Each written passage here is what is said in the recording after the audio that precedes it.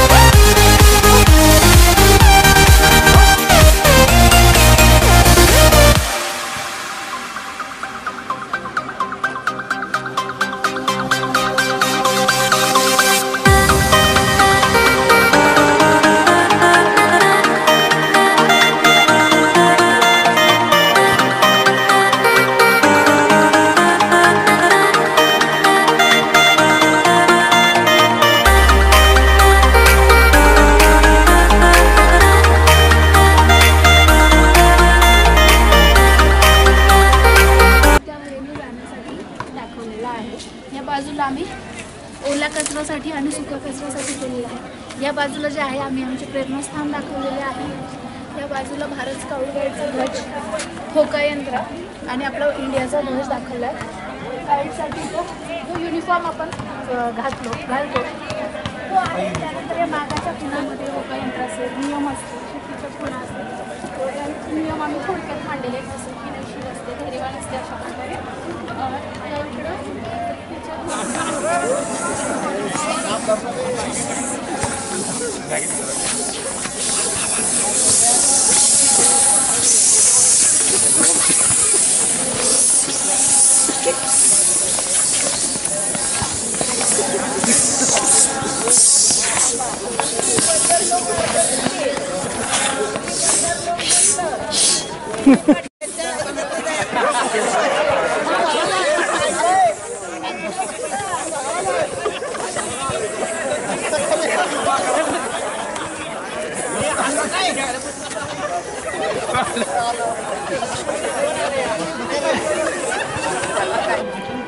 मला इतकं छान वाटलं की बाबा स्काउट असा असतो, गाईड असे असतात, त्याचे नियम हे आहे, त्यांच्या प्रार्थना हे आहे, त्यांचं कामकाज हे आहे.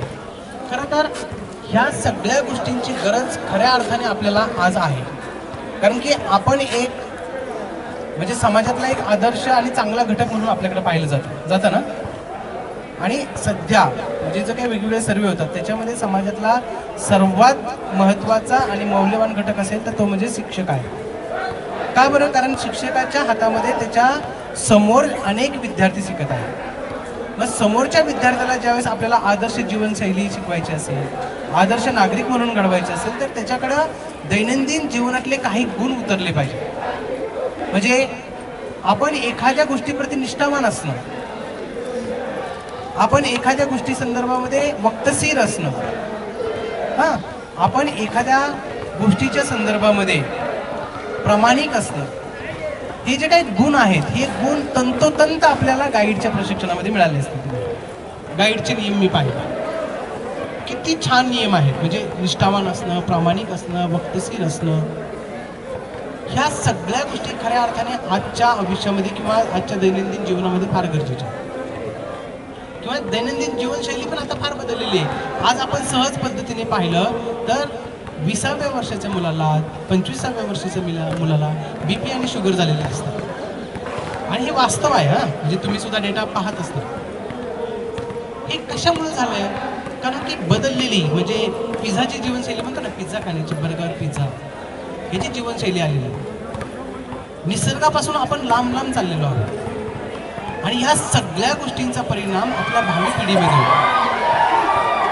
आणि हे जर बदलायचं असेल तर आपली जीवनशैली बदलणं फार गरजेचं आहे. मग ती जीवनशैली कशी असावी? निसर्गाच्या सानिध्यामध्ये जाऊन आपण कोणत्या गोष्टी केल्या पाहिजे, निसर्गातल्या कोणकोणत्या वस्तूचा उपयोग करून आपण त्याचा उपयोग घेतला पाहिजे. शाश्वत जीवनशैली म्हणजे काय आहे? हां, आपण सस्टेनेबल डेव्हलपमेंट म्हणतो ना, नक्की काय आहे सस्टेनेबल डेव्हलपमेंट? तर सस्टेनेबल डेव्हलपमेंट म्हणजे आपण आत्ता जे जगत आहोत त्या जगण्याचा आपल्या भावी पिढीला दुष्परिणाम होता कामा नये.